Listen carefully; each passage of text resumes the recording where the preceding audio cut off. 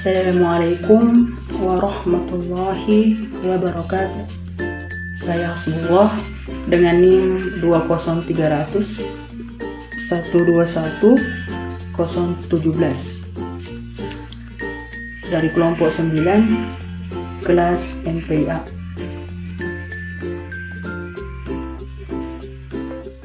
Baik, kami dari kelompok 9 akan menjelaskan atau akan membawakan materi dari kelompok kami yang berjudul Sistem Pendukung Pengambilan Keputusan dalam Sistem Informasi Manajemen.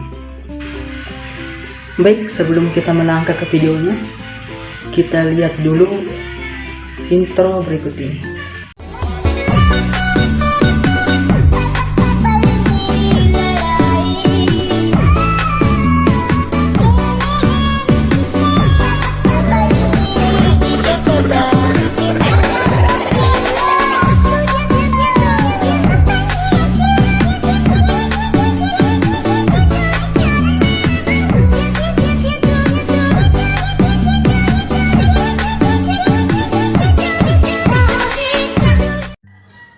Assalamualaikum warahmatullahi wabarakatuh. Perkenalkan, nama saya Siti Komaria dengan NIM 20300121009 dari Prodi Manajemen Pendidikan Islam Fakultas Tarbiyah dan Keguruan Universitas Islam Negeri Alauddin Makassar.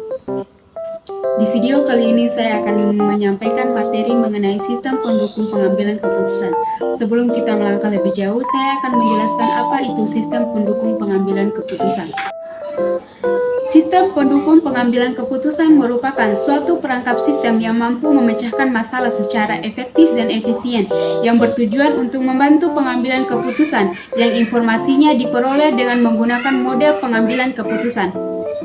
Jadi, sistem pendukung pengambilan keputusan merupakan sistem informasi berbasis komputer yang digunakan untuk pengambilan keputusan baik dalam perusahaan maupun sebuah organisasi. Dari sistem ini digunakan untuk membantu dalam mengelola data dan mengarahkan kepada pengguna sistem informasi sehingga dapat menyelesaikan permasalahan dalam memberikan keputusan yang tepat. Pengambilan keputusan dilakukan menggunakan pendekatan sistematik terhadap masalah-masalah melalui proses pengumpulan data sebagai informasi yang ditambah dengan faktor yang perlu dipertimbangkan pada pengambilan keputusan. Banyak sistem pendukung yang tersedia dan mampu melengkapi sistem informasi pengambilan keputusan yang ada. Beberapa sistem pendukung yang akan dibahas di sini yaitu sistem pendukung pengambilan keputusan atau Decision Support System, biasa disingkat dengan DSS. Decision Support System merupakan bagian dari sistem informasi berbasis komputer yang digunakan untuk mendukung bisnis atau kegiatan pengambilan keputusan dalam suatu organisasi atau perusahaan. Tujuan dari DSS itu sendiri yaitu untuk melayani manajemen operasi, meningkatkan efektivitas dalam pengambilan keputusan, dan membantu orang membuat keputusan tentang masalah yang mungkin terjadi dan dapat berubah dengan cepat dan tidak mudah untuk diselesaikan.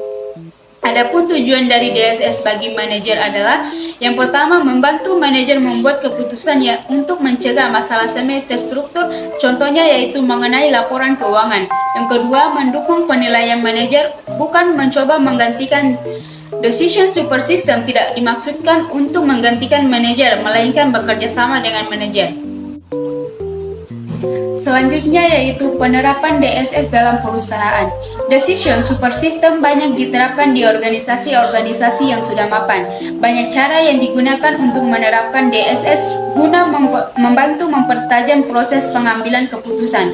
Beberapa alasan DSS digunakan dalam suatu perusahaan yang itu: pertama, perusahaan beroperasi pada ekonomi yang tidak stabil.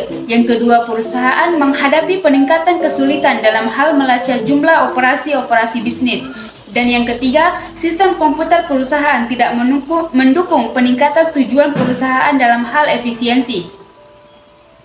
DSS diartikan sebagai tambahan bagi para pengambilan keputusan untuk memperluas kapabilitas, namun tidak untuk mengganti pertimbangan, pemikiran, dan ide manajer dalam pengambilan keputusan. Mungkin itu saja dari saya. Wassalamualaikum warahmatullahi wabarakatuh. Bismillahirrahmanirrahim. Perkenalkan, nama saya Sakina Aljumi dengan NIM 203001210006 dari kelas MPIK 2021. Pada kesempatan kali ini saya akan memaparkan materi terkait GDSS atau Group Decision Support System, atau lebih dikenal dengan sistem penunjang keputusan kelompok. Jadi sistem ini merupakan kombinasi dari komputer, komunikasi, teknologi keputusan, dan yang digunakan untuk menemukan, merumuskan, dan memecahkan suatu masalah dalam pertemuan kelompok. Adapun tujuan dari GDSS adalah untuk pertukaran ide, opini, dan referensi dalam satu kelompok. Manfaat GDSS yang pertama yakni menyelesaikan masalah dengan keputusan yang kuat, kedua melatih menyuarakan pendapat, ketiga menyatukan perbedaan, keempat menghindari konflik, kelima membuat keputusan yang benar. Adapun peralatan perangkat yang dibutuhkan di sini yaitu pertama kuesioner elektronik, kedua sarana diskusi elektronik, ketiga pengelolaan data, keempat alat pembuatan kuesioner. Mungkin demikian yang sempat saya bawakan, kurang dan lebihnya mohon dimaafkan. Wabillahi taufiq wal hidayah. Wassalamualaikum warahmatullahi wabarakatuh. Perkenalkan, nama saya Muhammad Amri, NIM 2030001210026. Jadi sini saya akan membawakan materi ketiga. Jadi materinya itu executive support system. Jadi executive support system ini sebuah sistem yang diolah oleh para senior dalam sebuah perusahaan atau organisasi untuk memberikan dukungan terhadap keputusan yang tidak terprogram dalam manajemen strategis. Informasi ini sering bersifat eksternal, tidak terstruktur, dan tidak pasti.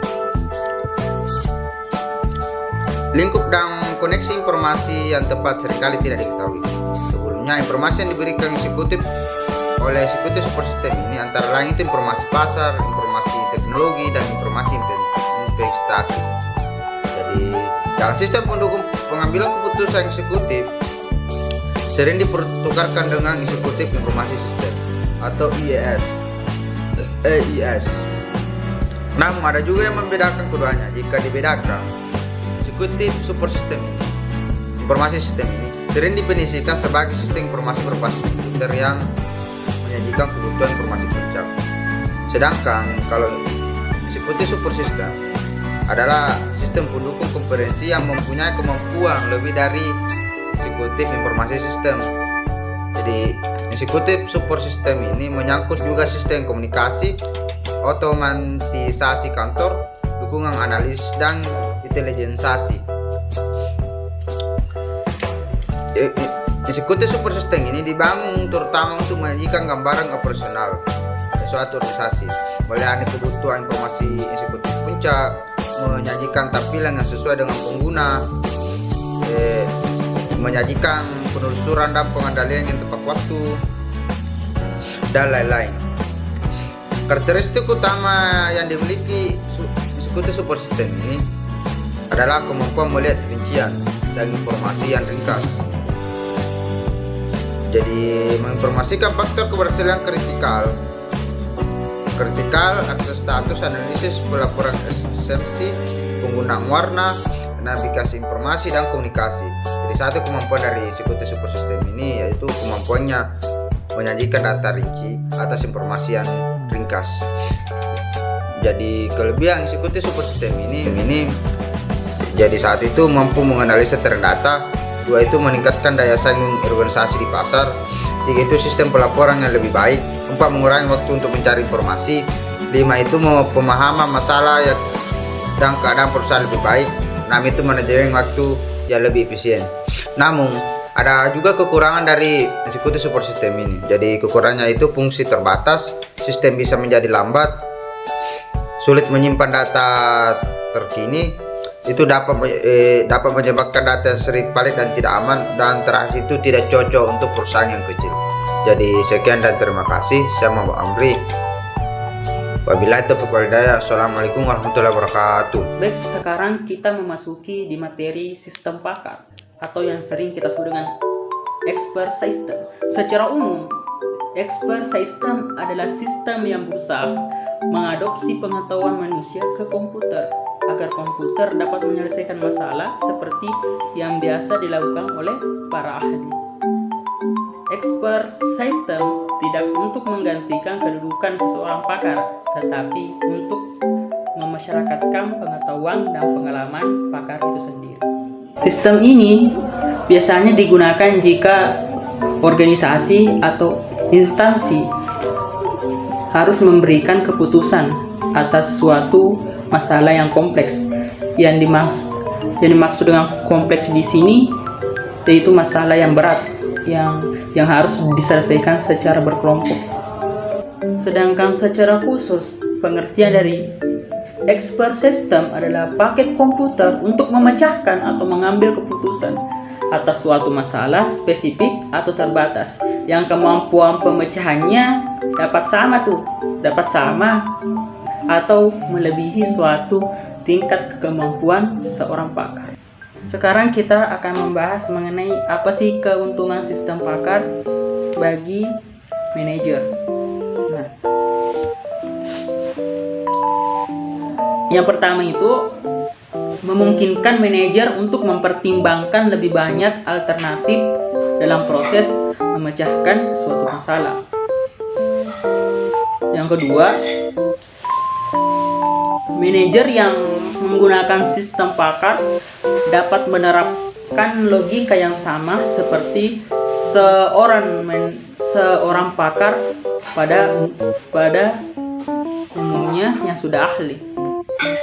Yang ketiga, manajer dapat memperoleh nasihat dari sistem pakar secara lebih cepat, sehingga lebih banyak waktu yang tersedia untuk menimbang kemungkinan hasil sebelum tindakan dilakukan.